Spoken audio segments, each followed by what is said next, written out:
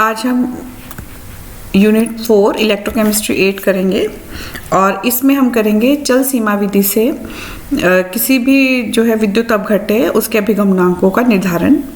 इसमें एक समान अनुप्रस्थ काट की ये नलिका ली है हमने और इसके जो दोनों सिरे हैं इनको हम सेल के रूप में प्रयुक्त करते हैं।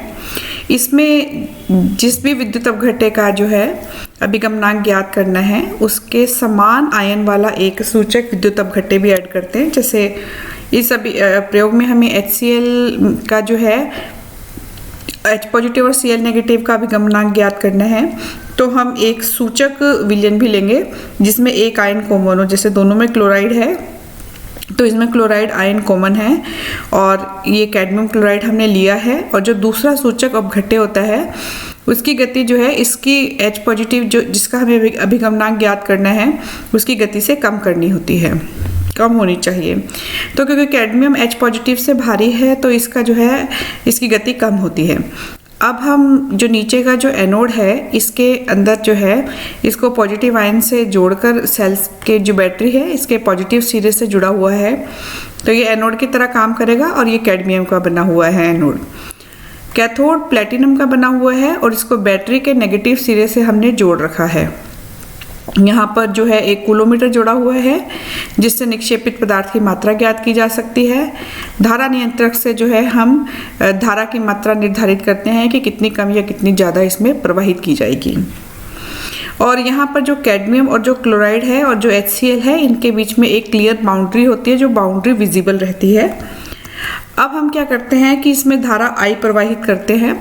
जब धारा I प्रवाहित करेंगे तो जो कैडमियम है जो उससे जो कैडमियम 2 पॉजिटिव बनेगा और 2 इलेक्ट्रॉन्स इसमें से निकलेंगे एनोड पर और कैथोड पर प्रोटॉन हाइड्रोजन गैस के रूप में मुक्त होगी। अगर हम यहाँ पर देखें तो यहाँ पर जो होगा कैथोड है नेगेटिवली चार्ज है, तो यहाँ से जो H पॉजिटिव है वो भी यहाँ पर जाएगा और हाइड्रोजन गैस बनेगी। और जो कैडमियम 2 पॉजिटिव यहाँ पर मुक्त हुआ है ये कैडमियम 2 पॉजिटिव भी कैथोड की तरफ जाएगा। क्योंकि कैडमियम 2 पॉजिटिव की जो गति है वो H पॉजिटिव से कम है तो पहले H पॉजिटिव जाएगा और उसके जैसे जैसे H पॉजिटिव यहाँ पर H2 गैस को डिस्चार्ज करता रहेगा कैडमियम आयन ऊपर की तरफ जाते जाएंगे, तो एक क्लियर बाउंड्री जो है HCl और कैडमियम क्लोराइड के बीच में वो विजिबल होगी। तो यहाँ पर हम जो है AA डैश पे नोट कर लेते हैं बाउंड्री जब यहाँ पे होती है, और AA डैश से BB डैश तक जब धारा हम प्रवाहित करते हैं उस धारा का मान, और AA डैश से उस बाउंड्री के BB डैश तक पहुँचने में लगा हुआ समय, ये दोनों चीज़ें हम नोट कर लेते हैं। तो I और T ये हमें मिल जाता है। तो अगर हम I एम्पियर की धारा T सेकेंड तक प्रवाहित करते हैं तो दोनों द्रवों की सीमा AA डैश से BB डैश तक गति करती है। और ये जो दूरी है AA डैश से BB डैश के बीच में, ये दूरी अगर L है और यहाँ पर इस नलिका की जो अनुप्रस्थ काट का जो क्षेत्रफल है वो A है, तो परिसीमा द्वारा विस्थापित हुए विलयन ये जो यहाँ पे इस परिसीमा में है, जो ये यहाँ क्योंकि हमने यहाँ से AA डैश से BB डैश तक जो दोनों की बाउंड्री ने दूरी तय की है, इसका मतलब इतना विलयन विस्थापित हुआ है HCl का, तो इसके जो आयतन होगा इस विस्थापित विलयन का वो होगा अनुप्रस्थ काट का क्षेत्रफल इंटू ये लंबाई। तो ये हो जाएगा हमारे पास L इंटू A। और यदि HCl की सांद्रता C ग्राम प्रति तुल्यांक है तो ग्राम तुल्यांकों की संख्या होगी LA इंटू C/1000, क्योंकि हमें फॉर्मूले से पता है C इक्वल टू क्या होता है ग्राम तुल्यांक प्रति इकाई आयतन। तो ये आयतन यहाँ आ गया और डिवाइडेड बाय 1000, तो ये HCl के ग्राम तुल्यांकों की संख्या हो गई है। 1 ग्राम तुल्यांक द्वारा ले जाएगी विद्युत धारा का मान 1 फैराडे होता है, और अगर HCl के अणु के द्वारा ले जाएगी विद्युत धारा का मान जो है वो L into A into C/1000 Faraday होगा। 1 ग्राम तुल्यांक 1 फैराडे ले जाता है और इतने ग्राम तुल्यांक कितने ले जाएंगे, इतने, ये फैराडे का मान आ गया इसमें। अब किसी पदार्थ के 1 ग्राम तुल्यांक के द्वारा ले जाएगी विद्युत धारा का मान 1 फैराडे के बराबर है, तो ये आ गया हमारे पास। फिर उसके बाद हम क्या करेंगे, धारा का मान निकालेंगे कि कुल विद्युत की मात्रा है I इंटू टी, क्योंकि Q/T इक्वल टू I होता है, तो यहाँ से T इस तरफ आ गया। ये कूलाम में आता है मान। अगर हम इसको F से डिवाइड कर दें, F का मान होता है 96500, तो इतने फेराडे धारा आ जाएगी हमारे पास। तो यहाँ से देखते हैं कि और जो अभिगमनांक होता है वो होता है किसी की आयन के द्वारा ले जाएगी विद्युत धारा डिवाइडेड बाय कुल दी गई विद्युत धारा। तो H पॉजिटिव के लिए ले जाएगी विद्युत धारा का मान होगा T पॉजिटिव इंटू कुल जो Q हमने धारा लेके गए हैं। तो यहाँ से H पॉजिटिव के द्वारा ले जाएगी कुल धारा हो जाएगी H पॉजिटिव का अभिगमनांक इंटू Q, और यहाँ से यही मान हमने जो H पॉजिटिव के द्वारा ले जाएगी धारा का मान ऊपर जो कैलकुलेट किया था वो आया था L into A into C by 1000। इन दोनों चीज़ों को हम बराबर रखेंगे तो यहाँ से हमारे पास किसकी वैल्यू आ जाएगी, T पॉजिटिव की वैल्यू आ जाएगी। और अगर T पॉजिटिव का मान पॉजिटिव आयन का अभिगमनांक अगर हमें प्राप्त होता है तो उसको 1 में से माइनस करने पे हमें नेगेटिव आयन का अभिगमनांक भी ज्ञात हो जाता है। अब हम एक इसका न्यूमेरिकल प्रॉब्लम लेते हैं कि लिथियम क्लोराइड का विलयन है और उसकी सांद्रता है 0.1 m और ये 1.17 सेंटीमीटर स्क्वायर अनुप्रस्थ काट वाले एक चल सीमा सेल में रखा हुआ है और इस विलयन में 131 मिनट तक 9.4 मिली एम्पियर की स्थिर धारा प्रवाहित की है और लिथियम की सीमा ने 2.08 सेंटीमीटर की दूरी तक का गमन किया है। विलयन में लिथियम आयनों का अभिगमनांक परिकलित कीजिए। तो अभिगमनांक का जो हमने फॉर्मूला निकाला था वो था हमारे पास T positive equal to L into A into C by 1000 into Q। तो यहाँ से और जो Q है उसकी वैल्यू हमें नहीं दी है, लेकिन हमारे पास T दे रखा है और I दे रखा है, तो I into T divided by F जो है वो Q का मान होता है। तो I 9.4 मिली एम्पियर है तो इसको एम्पियर में चेंज करेंगे, मिली की जगह 10⁻³ T जो है हमें मिनट्स में दे रखा है तो इसको सेकंड में चेंज कर लेंगे। तो Q होगा हमारे पास I into T over F और ये वैलेंसी है 1 तो इसलिए यहाँ पे 1 आ गया। अगर एक से ज़्यादा वैलेंसी होती तो वो वैलेंसी हम लिख देते। तो यहाँ से हमारे पास आ गया है चार्ज या आवेश का मान 7.656 इंटू 10⁻⁻⁴ फेराडे और यहाँ से L जो है हमें दिया था 2.08 सेंटीमीटर, ये दूरी जो तय की थी, और A का मान है 1.17 सेंटीमीटर स्क्वायर।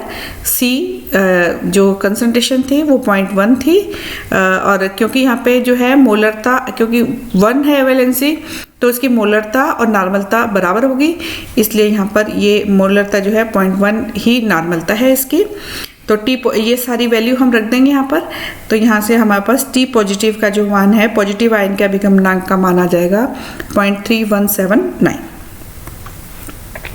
इसके बाद एक और हमारे पास एग्जांपल है कि 25 डिग्री सेंटीग्रेड पर पोटेशियम पिक्रेट के लिए अनंत तन्यता पर मोलर आयनिक चालकता का मान दे रखा है हमें।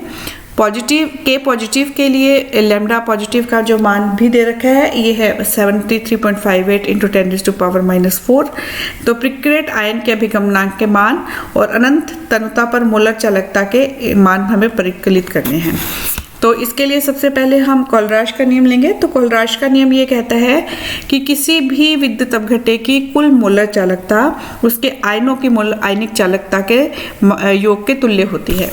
तो अगर हम पूरा पिक्रेट जो है, क्योंकि पोटेशियम पिक्रेट की चालकता दी है, तो पोटेशियम पिक्रेट की चालकता होगी पोटेशियम की चालकता प्लस पिक्रेट की चालकता। पिक्रेट के आयन के हमें निकालना है अभिगमनांक, तो इसलिए हमें पिक्रेट की चालकता निकालनी पड़ेगी। तो कुल मोलर चालकता ये रख देंगे हम यहाँ पर, और पोटेशियम की चालकता इसमें से माइनस करेंगे तो पिक्रेट की आ जाएगी हमारे पास चालकता। ये पिक्रेट की चालकता आ गई है 30.39 इंटू 10⁻⁴ सीमेन मीटर स्क्वायर मोल इनवर्स। अब पिक्रेट आयन के जो अभिगमनांक है वो होगा पिक्रेट आयन की चालकता डिवाइडेड बाय टोटल विलयन की चालकता। अब पिक्रेट आयन की चालकता हमने ये रख दी है यहाँ पे, और टोटल चालकता हमारे पास थी यहाँ पर जो पोटेशियम पिक्रेट की टोटल चालकता थी, इसको जब हम डिवाइड करते हैं तो नेगेटिव आयन का अभिगमनांक आ जाता है, और अगर हम इससे 1 में से माइनस करेंगे तो पॉजिटिव आयन का अभिगमनांक हमें प्राप्त हो जाएगा। इसके बाद नेक्स्ट हमारे पास क्वेश्चन है कि 25 डिग्री सेंटीग्रेड पर लिथियम ब्रोमाइड के अनंत तनु विलयन में एक विद्युत धारा को प्रवाहित करने पर लिथियम और ब्रोमाइड आयनों की आयनिक चालकताएं दे रखी हैं 4.01 × 10⁻⁸ और ब्रोमाइड की है हमारे पास 8.09 × 10⁻⁸ और इनके अभिगमनांकों का हमें परिकलन करना है। तो हमें पता है कि अभिगमनांक जो है वो होता है U पॉजिटिव बाय टोटल दोनों आयनों की आयनिक चालकताओं का योग। तो यहाँ पर हम सबसे पहले पॉजिटिव आयन का निकालेंगे। तो पॉजिटिव आयन का निकालने के लिए लिथियम की आयनिक चालकता divided by lithium plus bromide आयनों की आयनिक चालकता ऐड कर दिया है। ऐड करते समय हमें ध्यान रखना है कि दोनों की जो पावर है वो सेम होनी चाहिए। तो यहाँ से पॉजिटिव आयन का अभिगमनांक सॉल्व करने के बाद हमारे पास आया है 0.331 और जब इसको 1 में से माइनस कर देंगे तो नेगेटिव आयन का अभिगमनांक हमारे को प्राप्त हुआ है 0.669। इसके बाद एक और एग्जांपल है हमारे पास कि HCl, NaCl और सोडियम एसीटेट के लिए लैम्डा के मान दे रखे हैं 380.5 अनंत तन्यता पे चालकता है ये, और 109 और 78.5 है सोडियम एसीटेट के लिए। तो एसिटिक एसिड के लिए हमें ज्ञात करना है। तो सबसे पहले हम सबके लिख लेंगे। HCl के लिए लिख लेंगे कॉलराउश के नियम से कि HCl की जो कुल चालकता है वो H पॉजिटिव आयन और Cl नेगेटिव आयनों की चालकता के योग के बराबर होगा। तो ये हमने यहाँ पे लिख लिया है।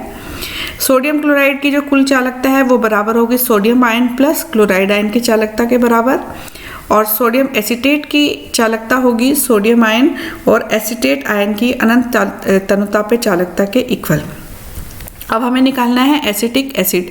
तो हम इनको इस तरह से जोड़ेंगे कि हमारे पास लास्ट के अंदर जो है एसीटेट और H पॉजिटिव आयन की चालकता प्राप्त हो जाए। तो हम क्या करेंगे, 1 और 3 को जोड़ के उसमें से 2 इक्वेशंस जो है माइनस करेंगे और माइनस करने पे हमारे पास चालकता प्राप्त हो जाएगी। अब है अभिगमनांक को प्रभावित करने वाले कारक। पहला कारक है सांद्रता। विद्युत अपघट्य विलयन की सांद्रता के बढ़ने से आयनों के अभिगमनांकों में वृद्धि होती है और ये इस इक्वेशन के हिसाब से वृद्धि होती है। अगर अनंत तन्यता पे ये आयनों का अभिगमनांक है -a√c। ताप की वृद्धि होने से आयनों की गतियां एक दूसरे के समान होने लगती है और फिर उनका मान क्या है, स्थिर हो जाता है 0.5।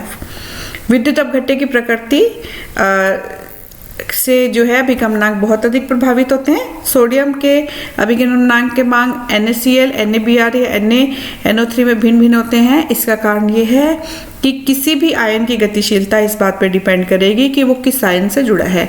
अगर कोई भी जो है आयन नेगेटिव, जैसे सोडियम अगर इन सब में कॉमन है तो नेगेटिव आयन अगर सोडियम को ज़्यादा अट्रैक्ट करता है तो उसकी जो है गतिशीलता कम हो जाएगी।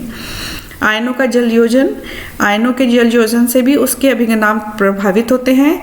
किसी आयन का जितना ज़्यादा जल योजन होगा उसकी गति उतनी ही कम हो जाएगी, और अगर उसकी गति कम होगी तो उसके द्वारा ले जाएगी धारा का अंश भी कम हो जाएगा और उसका अभिगमनांक उतना ही कम हो जाएगा। और अगर ये जटिल या संकुल आयनों का निर्माण, जो आयन संकुल आयन बनाने की प्रवृत्ति रखते हैं सांद्र विलयन में, उनके अभिगमनांक के मान असामान्य हो जाते हैं। जैसे कि अगर हम 0.05 कैडमियम आयोडाइड विलयन में कैडमियम आयनों का अभिगमनांक 0.402 है, लेकिन अगर इसकी सांद्रता बढ़ा दें, 10 टाइम्स बढ़ा दें इसकी सांद्रता, तो इसका अभिगमनांक 0.005 ही रह जाता है। इसका कारण ये है कि जब कंसंट्रेशन बढ़ जाती है तो कैडमियम जो है, जो पहले कैडमियम 2 पॉजिटिव प्लस 2 आयोडाइड बनाता था, आयन देता था विलयन के अंदर, अब वो क्या है कि संकुलित होकर कैडमियम 2 पॉजिटिव, क्योंकि कैडमियम और ये इस संकुल बना लेता है। जब ये संकुल बना गया है तो कैडमियम आयन के साथ ऋणायन के रूप में भी आ गया है, तो इसका अभिगमनांक जो है घटकर बहुत ही कम रह जाता है। तो इसलिए जो है इसको असामान्य अभिगमनांक भी कहा जाता है। तो इस चैप्टर के इस टॉपिक में आपके पास जो है एक तो बड़ा प्रश्न आ सकता है कि चल सीमा विधि से अभिगमनांक किस प्रकार ज्ञात किया जाता है, प्रायोगिक विधि का वर्णन कीजिए, और फिर उसके ऊपर बेस्ड आपको इन ये न्यूमेरिकल्स कोई भी दिए जा सकते हैं।